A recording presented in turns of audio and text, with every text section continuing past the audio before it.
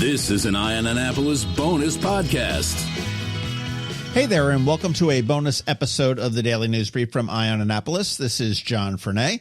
Hey, well, it is back. The Annapolis Homeowners Expo is going to be back for their 18th year and 34th show. Yeah, if you do the math, that's a little bit off, but COVID is to blame for missing two of them. But the dates are February 26th and 27th. You want to put them on your calendar. Admission's only $6, and you can get the tickets in advance at thehomeownersexpo.com. And this year, the Homeowners Expo is pulling out all the stops. In addition to the dozens of vendors and suppliers for really any home improvement project you can dream up, they're going to have Todd Peenstra on hand to appraise your antiques for free. Craig Northrup will be discussing on how to stage your home and get the biggest bang for your buck if you're looking to sell. Rachel Jennifer Interiors is going to be talking about how to organize that home office. You know, that's the room that never existed 3 years ago. Master Gardeners will be talking all things gardening, and two guys I'm really psyched to meet and was really pleased to speak with a few days ago. The first one was Jeff Devlin, who is the host of Hgtv's Stonehouse Revival and a master carpenter. He's based up in Philadelphia, and I'm originally from Philadelphia, so after we commiserated about being a Phillies fan, we talked about the Homeowners Expo. He's going to be bringing his tools and actually working with us to teach us about hanging doors, patching drywall, and a bunch more. And he also has, in addition, 2 additional workshops, one on remodeling like a pro and how to hire a contractor. Both are really fraught with issues, and especially today, hiring the right contractor is a task and a half. You want to make sure you check them out. The other headliner, if you will, I don't know what to call them, headliners. We're going to call them headliners, is Doug Tallamy. Now, he is an internationally recognized entomologist, bugs, and a wildlife ecologist, author of 4 books, hundreds of research papers, and a 40-year professor at the University of Delaware. He's got a great nonprofit called Homegrown Nationalpark.org, which you do need to check out. It is working on a viral basis to get 20 million more greening in America. It could be a pot on a balcony in a big city, or it could be 100 acres in your backyard. Really cool idea. But he's going to be talking about nature's best hope.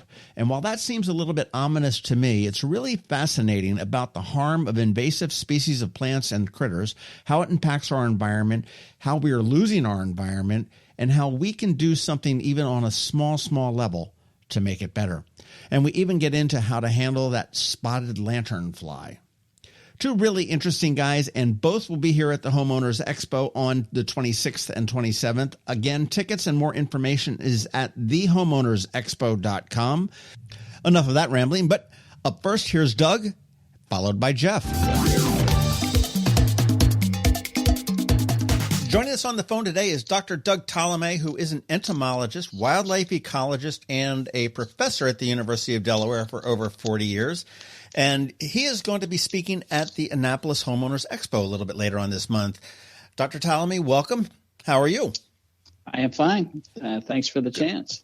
Absolutely. Well, I'll tell you, you have written 4 award-winning books, more than 100 research publications, and now your life seems to be complete. You're going to be coming down to Annapolis to the home show to wake us up.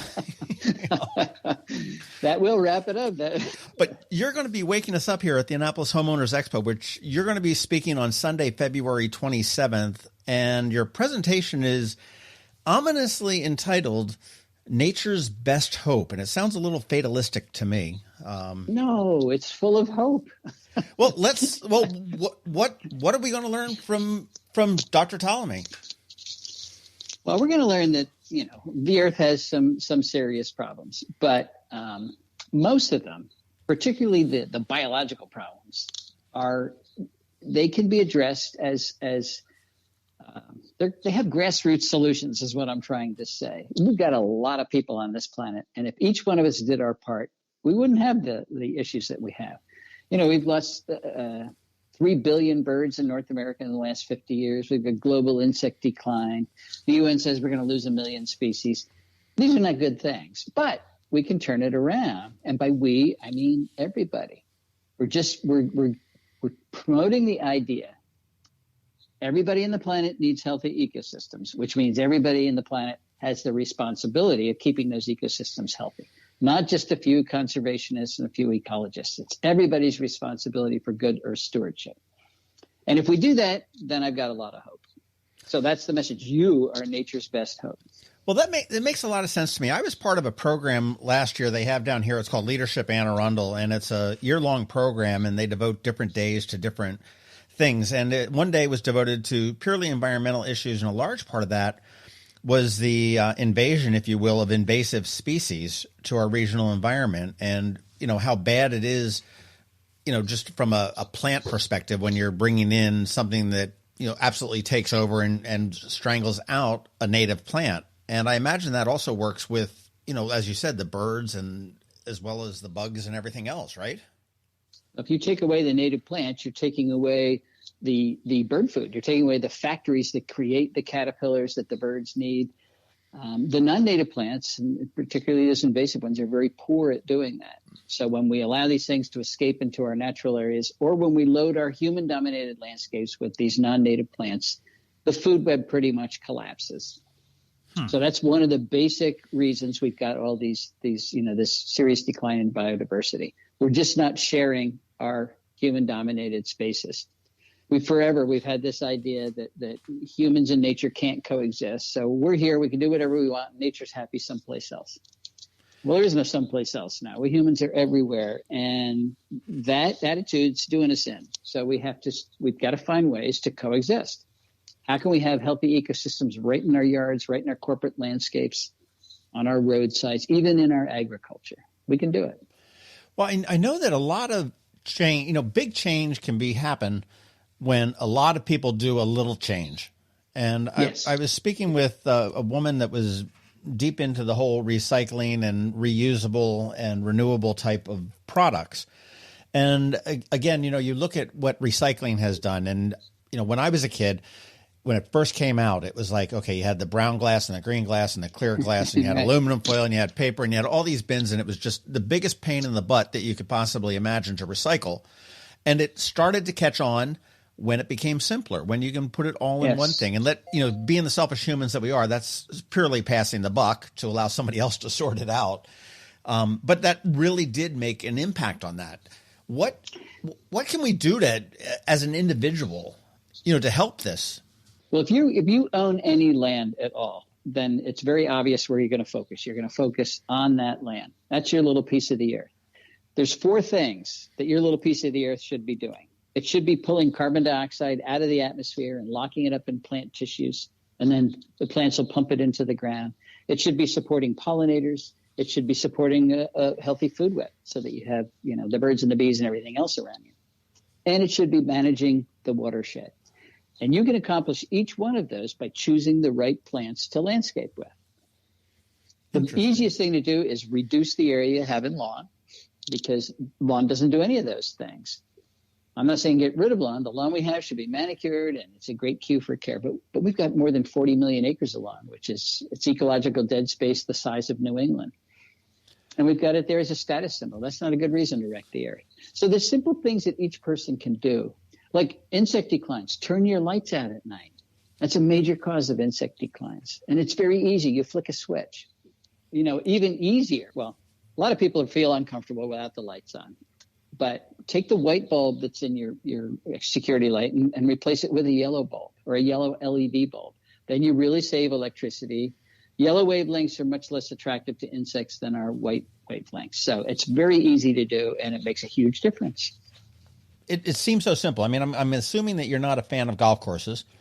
We have an area bigger than Delaware and Rhode Island combined in golf courses. You've thrown these analogies out here. 40 million acres of lawn, the size of New England, and then now we're golf courses of Delaware and Rhode Island. When you put something into that kind of perspective, it really does come home. And you're absolutely right. I mean, the lawns as a lawn do not do anything. I mean, the water, some of it gets into the water table, but most of it just, flows out, and the lawns are not really adding back into. Right. But, as a plant choice, any other plant will do a better job at it. So we do have alternatives. It's not like, that's the only thing we can do. Well, I'll tell you one thing I lately here in Maryland, I know you're in Delaware, so you're not too far, but people are freaking out about the spotted lanternfly. And I mean, I'm going to tap into your entomology background, but is this a real legitimate concern? I mean, obviously that is an invasive species that's coming here. And I mean, what is the damage that this thing might do? Well, yeah, it depends on what your occupation is. If you're a fruit tree grower, if you grow apples or peaches or anything, or if you grow grapes, if you're into wine, it can be devastating. I mean, these guys really like to suck on fruit. They like to suck on vines, so grapevines in particular. They like particular trees. They really like maple trees.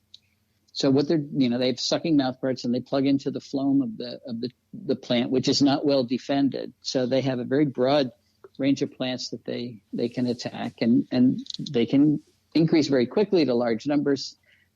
So yes, it can be a serious problem. And you know how they got here? They got here on ornamental rocks from China. There were egg masses on ornamental rocks from China. And of course, we need to buy ornamental rocks from China because there are no pretty rocks in North America. And we all need pretty rocks, don't we? We need pretty rocks. We create these problems ourselves. What do we do? I mean, the advice here has been like, kill them. Yeah, kill them. They hop though; they're pretty fast. One thing you can do. First of all, they have not been here very long, so there's people researching them. The most promising approach is some kind of biocontrol agent that will replicate itself, and some little wasp or something. It will lay eggs, and the eggs of the spotted lanternfly, and get it under control. That would be ideal. We don't have that yet, but people are working on it. But it is a homopteran, which means it's got a lot of wax associated with its exoskeleton. So one thing you can do is you get your garden hose. Let's say you've got a tree where the trunk is just covered with these things. Get a garden hose and put one of those fertilizer attachments on the end of it, but fill it with soap so that you're spraying soapy water.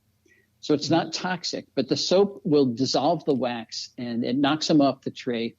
Run around and jump on them or something, but you really can kill an awful lot very quickly that way. How do you recognize them? What's unique about them? They're actually pretty. They're red and black and white, and they're pretty big.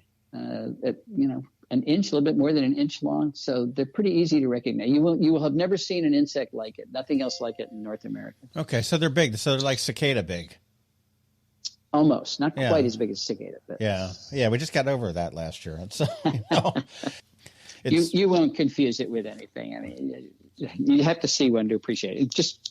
They're all over the web. You can see them on the web. But tell me about Homegrown Nationalpark.org, and that's a very long URL, but that's your sort of home base there, right?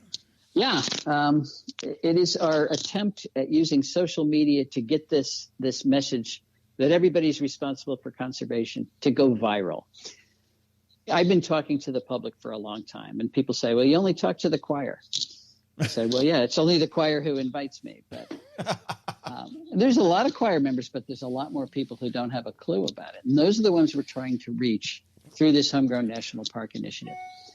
The object was to take the area we have in lawn and cut that in half. That would give us 20 million acres for conservation. And if you do this at home, we can create a new national park.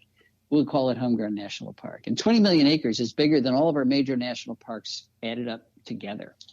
So it would be the biggest national park in the country, and it's something that you can create and enjoy right where you live. That's the idea. Wow. 20 million acres. 20 million acres. Holy mackerel. And that, we're just starting with that. After we do that, we'll move on. I'm sort of proud to live in Annapolis. I mean, we've got pretty, tree canopy regulations and everything. So we're pretty strict on that. And I know that we're looking for, our goal is a 50% tree canopy, which is, that'd be great. It's just something unusual. I mean, it's a lofty goal, but I mean, we're very close to it, and they're very tight as far as what developments they can and what trees they can pull down and everything else. It's really kind of punitive if you end up having to take down some large portion of the canopy. And again, they're also very big on not necessarily just throwing down some hydro seed and growing a couple acres of grass. They want to see that. I know our Maritime Museum recently did a project where they, incorporated the runoff of the road and going into the creek, right. and they had the natural plants, the native plants that are actually, absorbing some of the bad nutrients, I guess can't, that's sort of a conflict of terms, but well, it's keeping the nutrients out of the bay. That's what you want to do. Yeah. Yeah. So this is neat. Well, homegrownnationalpark.org, you are listed as the chief Firefly. What's that all about? We want you to create a new habitat. Play on words. Gotcha. You're creating habitat, but you're changing your habits. I'm kind of the what do you call it? Not the co-owner, the whatever. We started it. So I've been talking to the public a long time, and I only talk to the choir. But I met a woman who's actually she was in licensing and marketing in Manhattan, and she said, "You got to get to the people who don't know about this." And I said, "I know, but I don't do that." She said, I do that. And so she kind of created the website and the map. You register your property on the map and say, this is the area that I'm protecting or converting along to productive native plants. If I have a wood lot, I'm protecting that. All that goes on the map. And then your little area of your county lights up. And this is how we get to see the whole U.S. light up as people they want to join in this grassroots effort to turn these bad headlines around. Yeah. And it's free, by the way. It doesn't cost you anything. You can still be a member of Audubon and National Wildlife Federation and all those things. As a matter of fact, we want you to be. We want to educate people and then send them out to these established organizations that actually deliver services. We deliver information, but no real services. So that makes sense. As an entomologist, what's the difference between a firefly and a lightning bug? Do you know? Or is it? Common name. Is it? It's the same beast. And they're beetles, by the way. They're not bugs or flies. They're beetles. Really? Really? Yeah. That's what I love about talking to these people. You always learn something new here.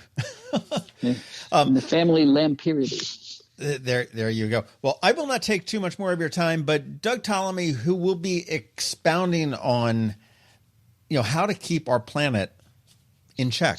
We'll be here at the Annapolis Homeowners Expo on Sunday, the 27th. I do believe your discussion is at 1 p.m. And you can get tickets for that at thehomeownersexpo.com. They're $6. And I think there's some discounts as well for military and seniors.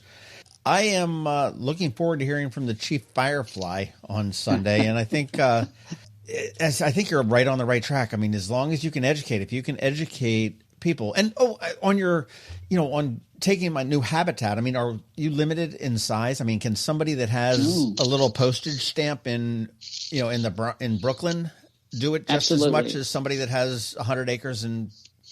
Yeah, no, absolutely. Because, the ultimate goal here is to change the culture. It's to get people to realize that this is important and that everybody can play this game. Everybody has to play this game. So we're not going to eliminate people who live in the city. 82% of us live in cities. Yeah. So absolutely, that person, if you don't own property, you can help somebody who does. You can help a park or a preserve. So there's something to do for everybody here, and we certainly want everybody to be on the map, even if it's a potted plant on your porch. There you go. You want to go to homegrownnationalpark.org and check out everything that's there with Doug and his partner that are spreading the gospel. And when you want to go over to the Homeowners Expo, you can listen to Doug spread his gospel on the 27th. Again, that's at the Byzantium Center, which is right on Riva Road. And I do look forward to meeting you on the 27th. This is you've sparked an interest in me. So that's excellent. One person at a time, I guess, is what right. it is. So, right. But hey, Doug, thank you very much for your time today. And again, I look forward to meeting you in a couple of weeks. You are quite welcome. I'll see you then. Joining us on the phone today is Jeff Devlin, who is the host of Hgtv's Stonehouse Revival. How are you today? I am absolutely fantastic. Sun is shining. It's a little chilly, but I'm doing pretty good. Well, you are, as I said, the host of Hgtv's Stonehouse Revival, but you are also a master carpenter of 20 years or so? It's been over 20 years. I hate to use the term master carpenter because I think that should be reserved for after you pass away. I think it's you get that right. But, and it's tough for me to accept that just because there's so many other really great contractors and carpenters out there. It's hard. I don't know. Maybe I'm humble. I don't know.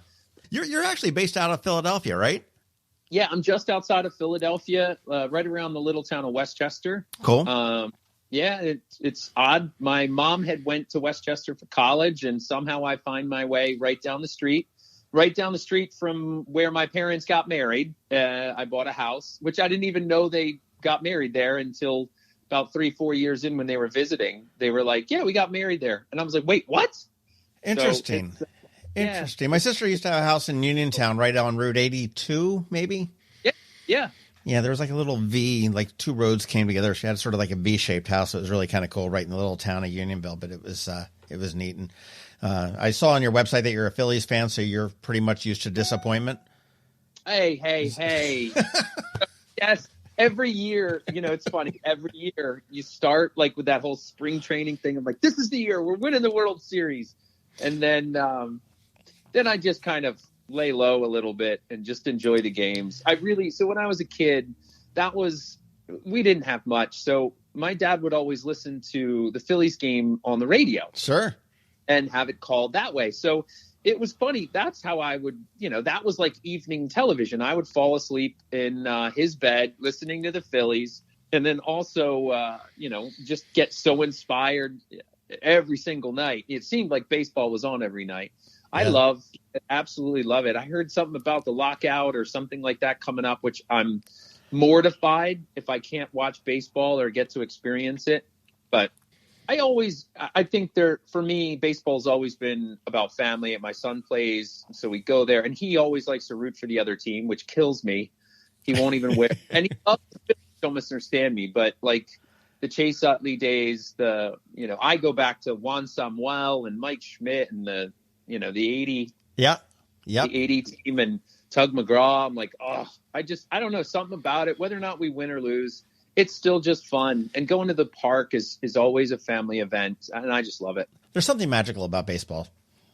I agree. So I don't know if it's the weather, the slow nature of the game, but I just basically, I wish I could put my finger on it. I just really enjoy it. And when people say they don't, then I'm like, okay, this is where I'm going. That's true. Well, I'll tell you, a lot of people are probably wondering, what the hell are you talking to Jeff Devlin about, and why are we talking about the Phillies here? But you are coming to Annapolis for the Homeowners Expo, which is happening at the end of the month this month, and we're pretty excited about that. It's happening on Saturday the 26th and Sunday the 27th. You'll be down here on Saturday the 26th, and we're excited to have you come on down and impart some of your wisdom. Well, I mean, honestly, I love home shows. I really do. I like getting out and about. I love meeting other people who either support the show or don't support the show, but I love being able to answer questions and all of that. And this home show is a little different for me in that I'm close enough where I can hitch up my trailer. I can bring my tools down. So not only will there be 2 presentations where you can like sit down and chill and learn at 12 o'clock and 3 o'clock, there's also in between there, you can actually, I'm bringing down, like I said, my tools, and we're going to demo some things. So, simple things, how to trim a door, and not just how to trim a door, but what problems are you going to run into, or potential problems you could run into, which makes it really difficult for you, and then how to fix it, how to patch drywall. Simple things like that. And I'm there to answer as many questions as I possibly can in that time frame. So for me, I love hands-on. I certainly do love to talk, but for me, it's just getting out and about and getting to tell people what I know and at least make their lives a little bit easier so that they don't have to go through some of the heartaches that other DIYers have to go through. As the Hgtv host of Stonehouse Revival, that you're talking the talk and you're walking the walk. Well, I mean, in all honesty, the funny thing is that I don't look at myself as a host. I look at myself as a carpenter who just so happened to have TV cameras follow him around most of the time. I've done this for a very long period of time. For whatever reasons, the network keeps hiring me back, and I'm very proud of that. But I don't look at myself as a host. I just look at myself as a genuine, respectful person. When you're in these situations, look, don't go crazy thinking that it's the end of the world. Don't throw in something when you make a mistake. Figure out how best and easy to fix it. homeowners really can save a decent amount of money on their projects. The only problem that we've ever seen, or that we see with DIYers, is they get so frustrated, they give up, and or the worst is the integrity factor. They just are like, that's good enough. Forget it. Screw it. I'm just going to leave it. I'll caulk it. I'll paint over it or something like that. And look, all of this stuff, don't expect to do it in a weekend, for crying out loud. Give yourself some time and balance. Do a little bit of family time, a little bit of spouse time, whatever. Then go out and spend a couple of hours. Don't spend 12 hours of the day trying to save, $100 here and there. It's not worth it. I agree. And I love on your website that you say that you're, whenever you're doing a project, and let's be real, you are a contractor. I mean, you own a contracting company that will go out and restore homes. And you say that I'm small, I'm on the job, and and you say it first, you say, I need to be true to the house. And then, obviously be truthful with the, with the client and everything else. And I'm like, that's really special when you sit there and say, okay, no, this is for you, it's a living and breathing thing, this house, this old house. And I know that sounds kind of pompous, but the things that I've learned is that I know old homes.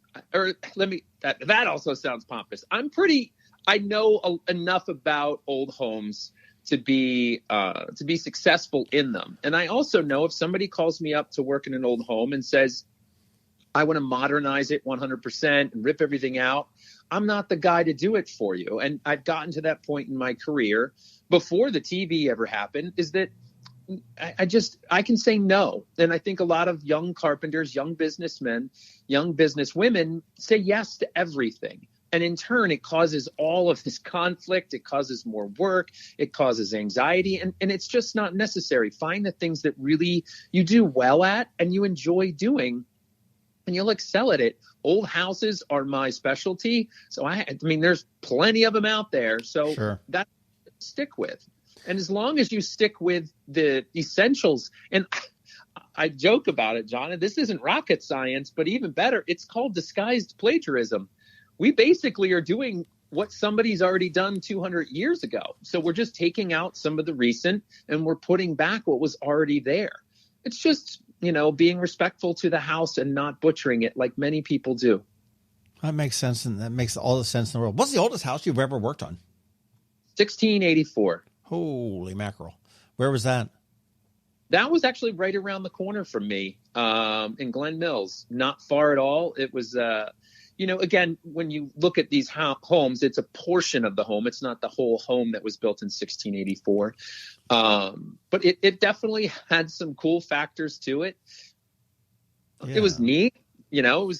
Every house I go into is so completely different. The house I live in right now is 1752.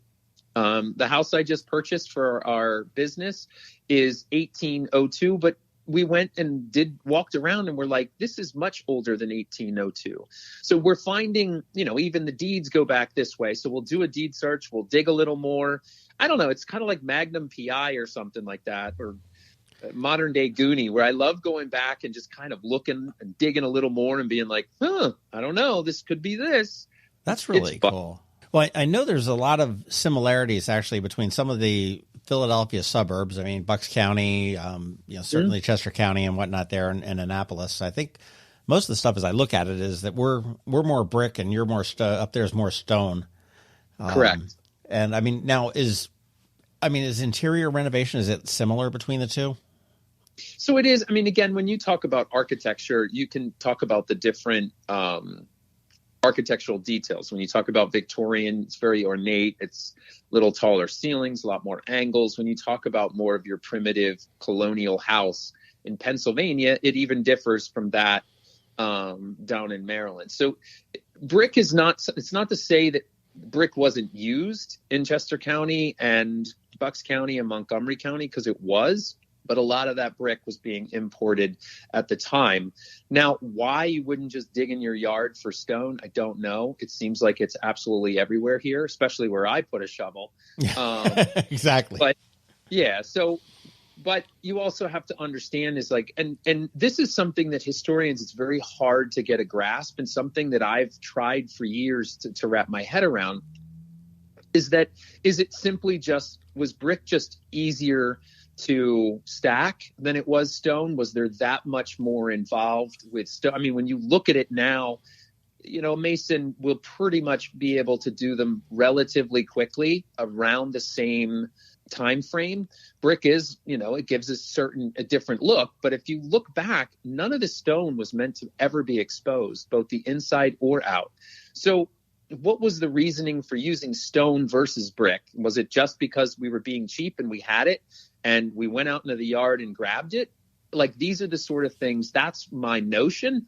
But there's some areas, obviously brick had to be handmade, and it takes some time. So most of the time, and the brick was in some places was meant to be exposed so that way you could see it. So it was a highfalutin look. So it's kind of this whole keeping up with the Joneses thing that I don't know. We think nowadays when your iPhone gets to be 2 years old, you got to go out and get a new one. And some of the architecture is no different. Yeah. Did you say that stone was never meant to be exposed? Never. Really? It was not. Your stone walls outside, yes, potentially. But a lot of the times you'll see in all of the old homes, even historical societies, we've fought with to say we'd like to expose it. And they're like, no, it wasn't like that originally. You'd have it plastered on the inside and out. Interesting. Well, I know your website, which is schoolhousewoodworking.com. Nothing funky about that. All the words are easy to spell and figure that out. But I mean, you've got a wonderful list of things for sale as far as, farm tables and, decor and everything else. And now, do you have a retail store as well? So I do. We actually were located in a mall, in the Exton Square Mall. We just recently closed that store down because, like I said earlier, I purchased a 5-acre 18th century farm, and we're moving everything over to the farm. So it's a stone house, a stone barn, and we're going to put the wood shop down below, the retail store above, the house itself. I'll live there for a little bit, but then eventually it'll turn into an Airbnb. And we really just want people kind of think of like a very small Williamsburg where you can come, hang out, grab some food, on a small scale, see some of the architecture, see what an actual spring house looks like that is actually functional and working. And just people can ask a ton of questions because we have the land and because I really, truly want people to be able to experience the old. I couldn't help myself when I saw this property. I was like, done. I want it. So wow. We'll be that up in April, and we'll be switching out our Schoolhouse Woodworking name. That'll always be the name of the company that I build things through, but the retail store will be called Sycamore and Stone Farm. Because there's huge sycamore trees that are like a couple hundred years old. They're massive, and they frame out the house. It's really incredible, and we hope people can come and visit. And we'll be teaching classes, the whole thing. So, and I'll be there pretty much all the time. So people will be able to come. They'll be able to ask questions. Hopefully, they'll have a great experience, learn a little bit about history, and go home with a full tummy and maybe some cool handmade gifts. Sounds like a road trip is in my future, back to my old stomping grounds, I think. Well, you let me know. I'll book that Airbnb for you. Hopefully, I got to get it done first. But the cool thing about that property is that the very few houses, and this is probably the first house that I've walked into, that it's original, in that they didn't rip out plaster to put up drywall. They actually kept a lot of, if not all, of the details from the original house. You can see the original floors have never had finish on them. It's the old chestnut floors, the walls, the original paint. So the fireplace is 8 foot wide, has a window inside of it. It really is. And there's history behind it. You can see where the tavern, the cage bar was in the middle of this room. So you saw where the tavern was. It's just very, if you like history, and even if you don't, you can see the construction practices back then. You can see how it was built on. It really is, I think, truly amazing. And I'm not easily impressed. So I was like, this is so cool. I felt like a kid going to Sesame Place or something. That's cool. There's a throwback out in Langhorne, Sesame Place. Yeah, I grew up. Right there. Well, again, we're on the phone with Jeff Devlin, who is HGTV's Stonehouse Revival host and carpenter extraordinaire and soon-to-be Airbnb owner. Well, Jeff is going to be here at the Annapolis Homeowners Expo, which, again, is on the 26th and 27th of this month at the Byzantium Center on Riva Road. You can get tickets at thehomeownersexpo.com. That'll be the place you want to go. They are $6, and there are a bunch of discounts, I think, for military and everything else. Jeff's going to be doing 3 seminars or 3 periods. I mean, you're going to talk about remodeling like a pro, and you're going to be talking about how to hire a contractor, which is huge. Yep. Yeah. So it's funny. If you've got the time, get there by noon. And the first presentation, Remodel Like a Pro, or 3 very, very simple tips that most homeowners, they don't do. But I'm going to give you those 3 tips. You do them. Then I'm going to show you a little DIY at 1:30 about patching drywall, trimming a door, general questions about miter saws, stuff like that. And then I'm going to finish up the day at 3 o'clock, how to hire a contractor. And I will tell you, if you want to hire a contractor, especially in today's age where the contractors are so busy, you're going to have to do some homework. So bring yourself a nice big pad of paper to take notes, and we'll get you all set for your next restoration. Jeff, thank you very much for your time. I look forward to meeting you at the Expo again. That is on Saturday and Sunday, the 26th and 27th at the Byzantium Center. Thehomeownersexpo.com is where you want to go for tickets. But before you go there, or maybe after you go there, you want to go to schoolhousewoodworking.com and check out all the things that Jeff's got going there. It's got the links to the Stonehouse Revival, of course, and everything else. But really take a look at the projects that he's working on and the products that he sells. It's really, really pretty amazing. But I want to thank you very much for your time this afternoon, and I look forward to meeting you. Yeah, my pleasure. I can't wait to get down there. See y'all very, very, very soon. All righty. Take care, Jeff. Thank you. You got it. Bye-bye. This has been a bonus podcast from Eye on Annapolis. Please visit us at eyeonannapolis.net. Follow us on Facebook at All Annapolis and on Twitter at Eye on Annapolis. And if you haven't subscribed to the Daily News Brief podcast, go for it. And all of your local news will be delivered to your phone, tablet, or smart device by 6 a.m. every Monday through Friday.